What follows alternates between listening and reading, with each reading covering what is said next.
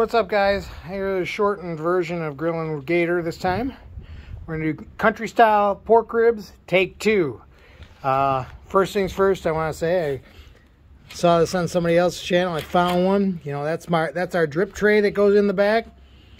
I found its competitor, but as you can see, it's the Weber brand. But they fit. There's the ones that go for the Weber Spirit grill. They fit perfectly inside that drip tray. So instead of having to scrape that all out, it's going to be just basically pull that out and clean up on the drip tray. It's going to be pull it out, throw it away, and wipe it clean. So you can see I've mustarded it and rubbed my country style pork ribs. This again, now I'm at my grill here. I've on my last one, I got that griddle plate.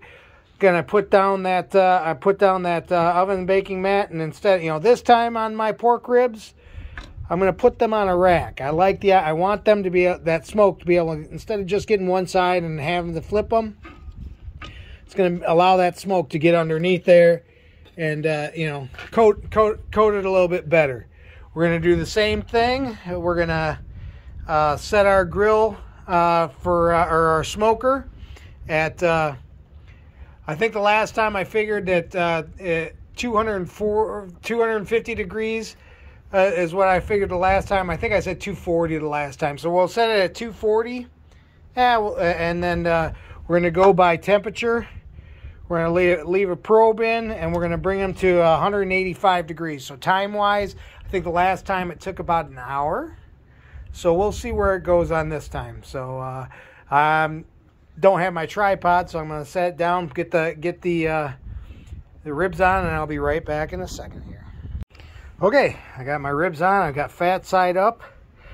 Got my probes inserted there on one of the thicker ribs there. These are actually boneless, but so let's go down to the grill, or to the control panel where I'm going to just close the lid. A lot of times they'll talk about adding meat after the ignition process and stuff. I like to, especially on the short cooks like this, I like to let that initial smoke hit it too. Got my hopper filled. I'm going to go to smoker. We want to go to I said 250 manual. I said we're going to take it to 185 degrees,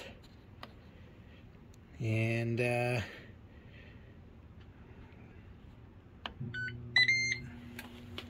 it's going to go through the ignition process there. But again, it starts out and goes all the way over on that. So that ignition process, I think the book says it takes about 9 to 10 minutes or 7 to 10 minutes, something like that. So, but I'm really excited to see how these are going to turn out now that they're on that grate, so they can that smoke can get all around it and everything. So, all right, we'll be back in a bit here, and let's see how they turn out. Okay, it's been about an hour and 15 minutes, something like that, hour and 20 minutes. We're at 184 degrees. We're waiting for that last degree. Still smoking a little bit, not much. I used a different pellet for this one as well. Still a hardwood pellet. Let's see where we're at. Oh yeah, they're pretty much burned out. Yeah. Which we know they only last about an hour. So I didn't go ahead and refill after the hour. I figured the hour of smoke would be fine on this one. If it would have been a longer cook, like another butt or something like that, I would have refired and or I would have refilled emptied the hopper, refilled it, and then hit the button. There we go. We hit 185 degrees. Let's go ahead and lift for the reveal. Oh, look at those. I know we got some, it's a little dark. There we go. Looking good.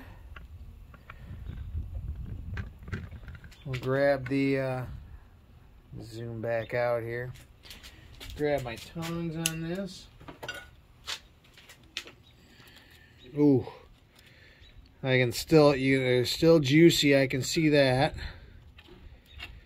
But, got some nice, bark around it.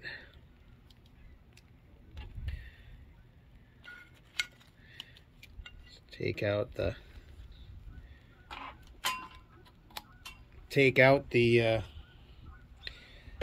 thermometer. Set that aside. Set these down for a second and look in there. Like I said, that grill mat works pretty good. I like that. And, you know, you can just see on these, I'll grab that again. Being able to, let me grab my tongs here. That, being able to, that smoke to be able to go around it, you know, you got some good smoke all around it this time instead of, you know, and I did not have to flip them. So I really like that. And I'll bring them inside and we'll give them a taste. All right, back in a minute. Okay, so we're inside here. Getting ready. Like I said, hopefully you can see the juicy, you know, they're pretty juicy. Take one off, set it aside here. Let's cut into it. Move this here aside so you can maybe see a little bit better. Let's cut into it. I mean, they're, you know, we took them to 185, so they're cooked through. Let's see. Still pretty juicy.